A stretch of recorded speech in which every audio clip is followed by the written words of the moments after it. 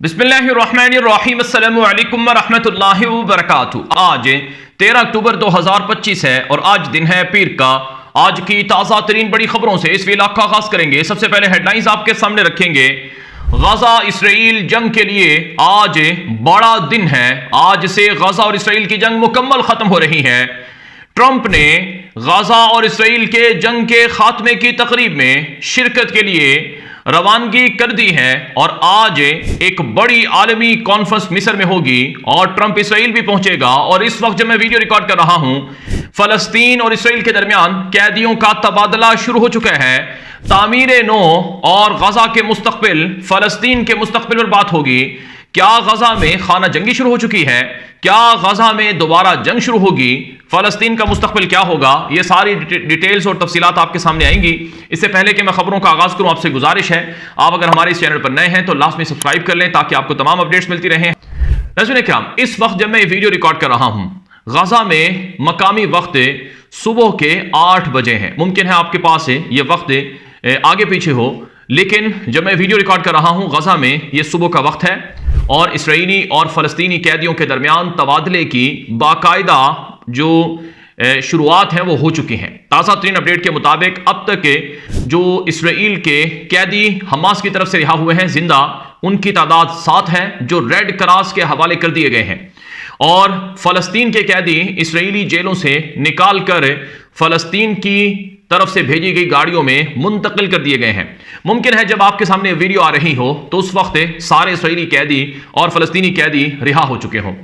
तो 20 जिंदा इसराइली कैदियों को आज रिहा किया जाना है और उसके बदले में तकरीबन 1900 से ज्यादा यानी 1900 से ज्यादा फलस्तीनी कैदियों को रिहा किया जाना है।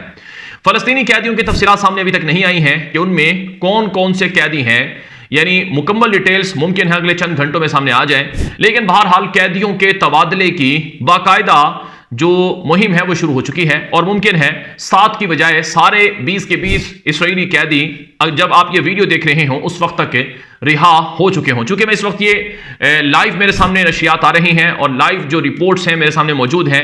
जैसे जैसे रिपोर्ट्स आ रही हैं मैं आपके सामने इस वीडियो के अंदर रिकॉर्ड करता जा रहा हूं, पढ़ता जा रहा हूं। तो आज का दिन बड़ा अहम है क्योंकि आज एक तो इसराइली कैदी गजा से रिहा होंगे और दूसरा आज के दिन फलस्तीनी कैदी इसराइली जेलों से रिहा होंगे। लेकिन एक बात बड़ी अहम है कि फलस्तीन के जो कैदी इसराइली जेलों में हैं उनकी तादाद 13,000 से ज्यादा है। उनमें बच्चे भी हैं, खवातीन भी हैं। लेकिन सिर्फ 1900 कैदी इसराइल रिहा करने पर तैयार हुआ था अपने 20 जिंदा कैदियों के बदले।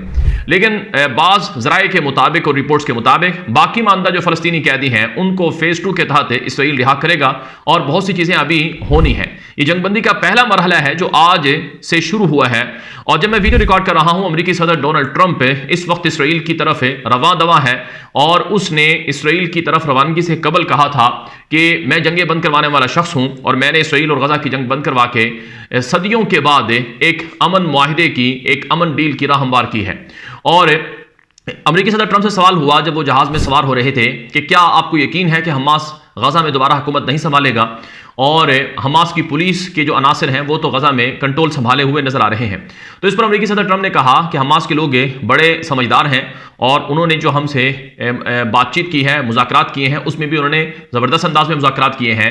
तो अभी हमास के साथ हमारी बातचीत जारी है और वह बहुत सी चीज़ों पर हमारी बात मानेगा। ये बात अमेरिकी सदर ट्रंप ने कहा है। दूसरी तरफ हमास के कुछ रहनुमाओं के बयानात इसराइली चैनल्स पर और अरब चैनल्स पर और मीडिया पर सामने आए हैं जिसमें कहा गया है कि नेतन्याहू इस जंगबंदी के माहिदे को खराब करना चाहता है और कैदियों के जो नाम थे जिन पर इत्तिफाक हुआ था उनमें तब्दीलियां की गई हैं और इसी तरह से नेतन्याहू जंग की तरफ दोबारा लौटना चाहता है जो कि किसी भी सूरत दुरुस्त नहीं होगा। लेकिन साथ साथ नाज़रीन इकराम, हमास की तरफ से यह भी कहा गया है कि हमारी एंड से और हमारी तरफ से जंग खत्म हो चुकी है और हमें यकीन दहानियां करवाई गई हैं। अब आज की जो एक और बड़ी अहम तरीन जो सरमनी है वो मिस्र के शहर शर्म अल शेख में हो रही है, जहां अमेरिकी सदर डोनाल्ड ट्रंप आज दोपहर को पहुंचेंगे।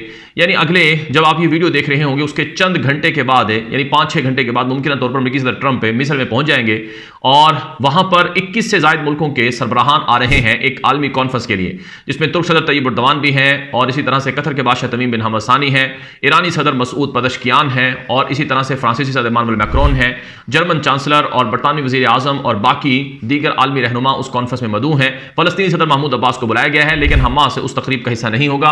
वो दस्तखत वाली तकरीब होगी जिसमें गजा और इसराइल के दरमियान जंग को हमेशा के लिए खत्म किया जाएगा और मुस्तकबिल का फैसला होगा। अब गजा में टोनी ब्लेयर जो कि बरतानिया का साबिक वज़ीर आज़म गुजरा है, उसको वहां का अबूरी कौंसल का, पीस कौंसल का चेयरमैन बनाने का दावा था। तो ट्रंप ने उस हवाले से कहा है कि मुझे अभी तक इस बारे में पता नहीं है कि गजा का कंट्रोल टोनी ब्लेयर संभालेगा या नहीं संभालेगा। अलबत्ता टोनी ब्लेयर उर्दन के अंदर मौजूद था और आज वो शर्म शेख के अंदर भी मौजूद होगा।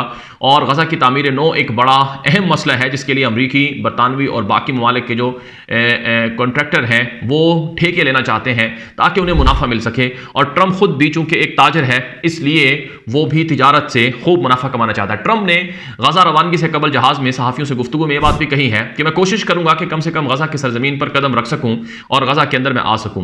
तो इस हवाले से ये जो आलमी कॉन्फ्रेंस है ये बड़ी अहम है। अब गजा से 58% इलाकों से इसराइल इनखला कर चुका है, बाकी के 40% से ज़्यादा इलाके अभी तक इसराइली फौज वहां पर मौजूद है। फेज़ 1 यानी सारे इसराइली जिंदा कैदी रिहा हो जाएंगे। इसराइल के अंदर भी इसी हवाले से आज बड़ी तैयारियां देखी गई हैं। वहां हेलीकॉप्टरों को, लोगों की आमदोरफ्त को और हॉस्टेजेस फैमिलीज को, और यहां तक कि पूरे इसराइल के अंदर एक तरह से जश्न का समा है क्योंकि उनके कैदी गजा से रिहा हो रहे हैं। अलबत्ता हमास ने यह जरूर कहा है कि इसराइल का वज़ीर आज़म और हुकूमत बज़ोर कुव्वत और ताकत कैदियों को छुड़वाना चाहती थी, लेकिन वो कैदियों को छुड़वा नहीं सकी है, यानी मिलिट्री ऑपरेशन के जरिए से। और उन्होंने कैदियों को बिल आखिर डील के तहत ही छुड़वाया है और हमने भी उसके बदले में अपने कैदी छुड़वाए हैं। अब यहां पर फलस्तीन और इसराइल के दरमियान जो देर पा अमन है, क्या वो मुमकिन हो सकेगा? ये बहुत संजीदा सवाल है क्योंकि इसराइल गजा के अलावा फलस्तीन के वेस्ट बैंक के इलाकों पर भी रोजाना हमले करता है, कार्रवाइयां करता है, सेटलमेंट्स बनाता है और फिर फलस्तीन की रियासत के क़याम की बातें भी हो रही हैं।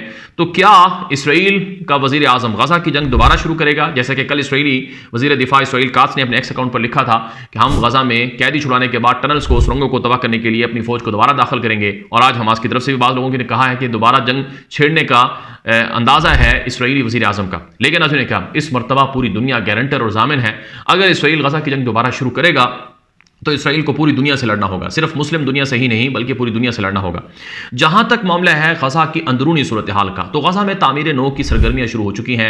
बुलडोज़र मशीनरी वहां पर जो खंडर बनी हुई इमारतें हैं वहां से मलबे हटा रही हैं, रास्ते साफ कर रही हैं और इमदादी सामान के काफिले गजा में धड़ाधड़ दाखिल हो रहे हैं। और 8 महीने के बाद जो गैस है, घरेलू गैस, वो उसके ट्रक दाखिल हुए हैं और फ्यूल की गाड़ियां दाखिल हुई हैं और अद्वियात के लिए मुख्तलिफ तरह के इमदादी काफिले आए हैं और खाने पीने की खुराक की चीज़ें गजा में दाखिल की गई हैं। लेकिन अब गजा में खाना जंगी के नाम पर एक इंतशार फैलाने की खबरें भी आ रही हैं। गुज़श्ता रात हुआ यह है कि गजा के एक मशहूर सहाफ़ी थे जिनका नाम था सालेह अल जाफरावी, उनको एक मकामी जो बागी ग्रुप था उसकी तरफ से टारगेट किया गया है। और ये गजा के बड़े मशहूर सहाफ़ी थे, जैसे अनस शरीफ सहाफ़ी थे उसकी तरह, और गजा के आवाज़ थे, दुनिया में उनको देखा जाता था, सुना जाता था।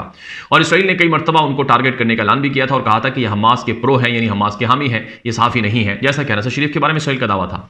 बहरहाल उनको एक मकामी बागी ग्रुप की तरफ से मारा गया। और कल रात खबरें ये भी आती रही कि गजा सिटी के अंदर है हमास की और बाकी वहाँ जो मकामी अमन के इदारे हैं उनकी वहाँ जो बागी अनासर हैं, जो कानून से मावरा हैं, उनके साथ लड़ाइयाँ और झड़पें भी रिपोर्ट हुई हैं।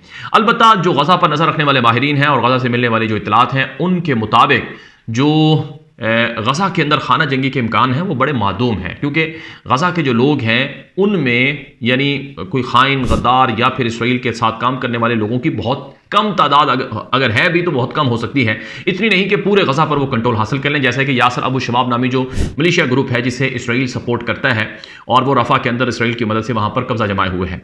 अलबत्ता अब गजा की तामीर नौ बड़ा अहम मसला है। गजा की तामीर नौ के लिए जो रिपोर्ट्स हैं कि आज का दिन बड़ा अहम है और इसके लिए एक आलमी फंड कायम होगा जिसमें मुख्तलिफ ममालिक अरबों डॉलर की डोनेशन देंगे और गजा की तामीर नौ होगी। लोगों को घर बनाकर दिए जाएंगे, सड़कें बनाकर दी जाएंगी और लोगों को जो उनका नुकसान हुआ है वो पूरा करके दिया जाएगा। लेकिन सवाल यह है कि इसराइल ने जो बमों की बारिश की थी और अमेरिका के जो बम गजा पर गिराए गए थे, सबसे ज्यादा तो जुर्माना उनसे लेना चाहिए कि वो गजा की तामीर करके दें। तो क्या वो भी पैसे देंगे? अमेरिका की तरफ से इस आलमी फंड में हिस्सा डालने का ऐलान जरूर किया गया है, लेकिन इसराइल से अभी तक इस बारे में कोई खबर नहीं आई है कि इसराइल इसकी हर्जाना या जुर्माना अदा करेगा।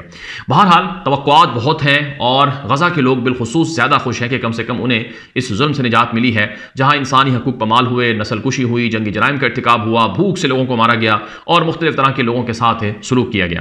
तो आज का दिन बड़ा अहम है फ़लस्तीन के मुस्तकबिल के लिए भी, दो रियासती हल के लिए भी, और गज़ा के लिए भी, और इसराइल के लिए भी। और अमरीकी सदर ट्रंप क्या दायमी अमन कायम करवा पाते हैं, या ये वक्ती तौर पर इसराइली कैदियों को छुड़वाने का एक माहौल या मौका है, ये वक्त बताएगा। लेकिन आज का दिन तवक्कुआत से भरपूर है। इस हवाले से आपकी क्या राय है? अपनी राय आप हमें कमेंट कर सकते हैं। मजीद अपडेट्स आती रहेंगे, हम आपको लम्हा बलम्हा अपडेट करते रहेंगे। इससे पहले कि मैं इस वीडियो को एंड करूं, आपसे गुजारिश है आप हमारे इस यूट्यूब चैनल को खुद भी सब्सक्राइब करें, आगे नशर करें, यहाँ आपको अपडेट मिलेंगे। इजाजत दीजिए। अस्सलाम वालेकुम रहमतुल्लाहि व बरकातुहू।